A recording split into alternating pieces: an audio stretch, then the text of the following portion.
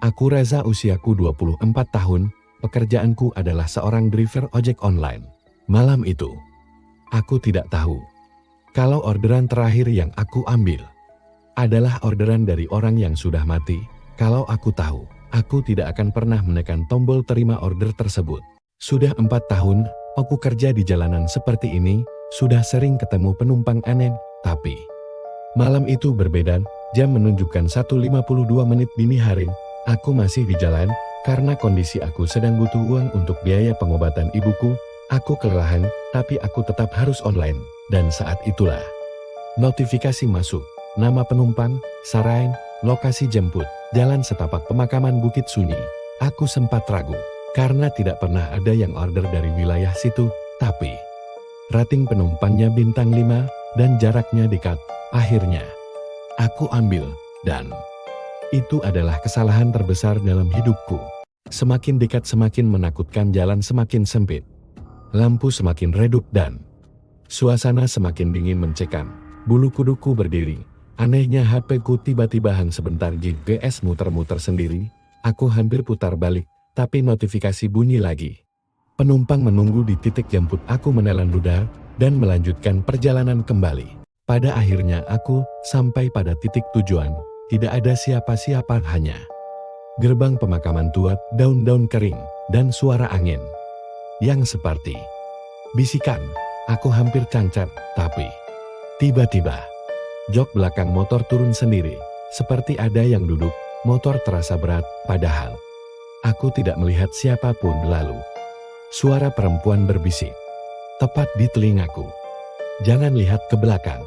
Tanganku mulai gemetar, tapi aku tetap paksakan jalan, tapi menoleh ke belakang. Sepanjang perjalanan itu, aku bisa merasakan ada yang duduk di belakangku. Dingin, sangat dingin, dan sesekali aku mendengar suara napasnya tepat di leherku. Perempuan itu mulai bicara, suaranya lirih serak, seperti habis menangis. "Mas, cepat ya. Aku harus pulang." Aku berusaha biasa saja. "Turun di mana, Mbak?" Dia menjawab, "Ke rumahku, tempat aku terakhir hidup." Aku mulai tidak nyaman. Aku tanya lagi, "Alamatnya di mana, Mbak?" Dia diam sebentar, lalu berkata, "Kamu tidak perlu tahu. Kamu hanya perlu mengantar." Di tengah jalan, aku melewati sebuah warung. Lampunya terang. Ada banyak orang sedang duduk di sana.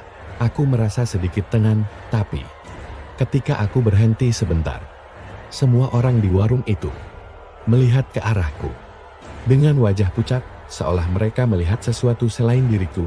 Dia bukan aku, tapi yang di belakangku. Aku langsung tancap gas lagi.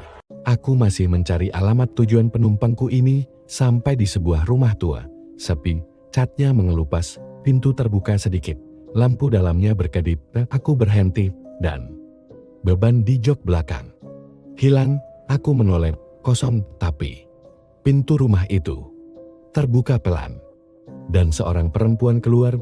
Wajahnya pucat, baju yang sama seperti yang dia sebutkan tadi, dan itu penumpangku. Dia menatapku, tersenyum tipis, tapi matanya hitam, kosong. Lalu dia berkata, "Terima kasih sudah mengantarku pulang."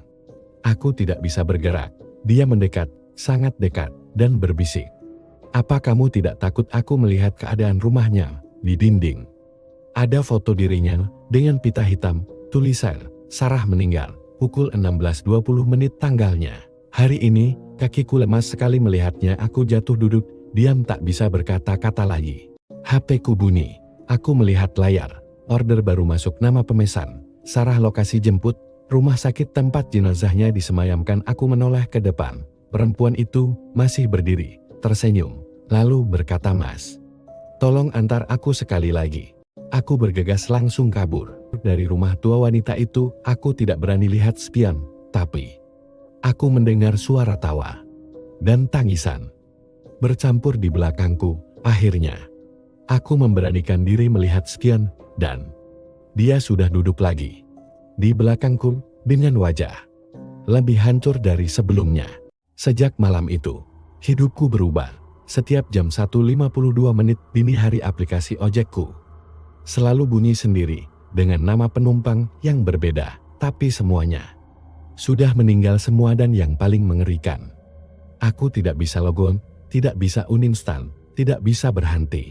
Dan jika suatu hari kamu pesan ojek online, drivernya datang dengan wajah pucat dan mata kosong, hati-hati. Karena mungkin itu aku yang sedang mengantar penumpang terakhirku. Dalam cerita ini, jika kamu di posisiku, kamu akan tetap ambil orderan itu atau tidak? Jika bisa diulang, aku ingin kembali hidup tenang karena saat ini semuanya terlambat. Reza, seorang driver ojek online, hidupnya tak pernah tenang sejak Sarah meninggal. Setiap malam, arwah Sarah menghantuinya, membuatnya tak bisa tidur nyenyak. Bayangan Sarah selalu muncul di sudut matanya, bisikan-bisikan lirih mengikutinya kemanapun ia pergi. Terasa bersalah dan ketakutan bercampur aduk dalam dirinya. Ia tahu ini adalah akibat dari perbuatannya di masa lalu. Suatu malam, setelah diganggu lebih parah dari biasanya, Reza memutuskan untuk mencari bantuan. Ia tak sanggup lagi hidup dalam teror ini. Dengan hati berat, ia pergi menemui Pak Ustadz, berharap menemukan jalan keluar dari penderitaan yang tak berkesudahan ini.